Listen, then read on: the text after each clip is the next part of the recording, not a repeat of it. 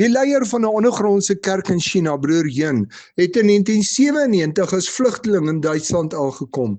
Terwyl sy aansoek om in die land te bly verwerk is, was hy in 'n sentrum vir vlugtelinge. Al kon hy nie 'n woord Duits verstaan nie, het hy elke Sondag na die naaste kerk gegaan.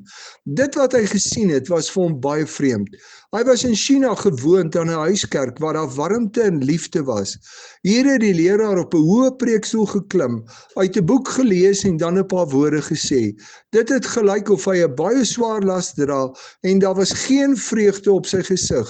Daar was so 4 of 5 ou vroue by die diens en dit het vir broer Yin gelyk of die leraar in sy klein gemeente met die wêreldse laste na die diens gekom het en of almal in dieselfde toestand weer huis toe is.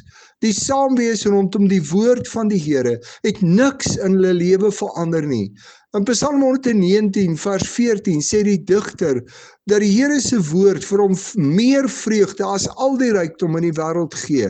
Hy sê ook in Psalm 119 vers 32 dat hy graag doen wat die Here sê, want God se woord maak sy lewe beter. Wat 'n verskil maak God se woord in jou lewe? As die lees van God se woord geen verskil in jou lewe maak nie, moet jy weet dat dit nie is soos die Here dit bedoel het nie.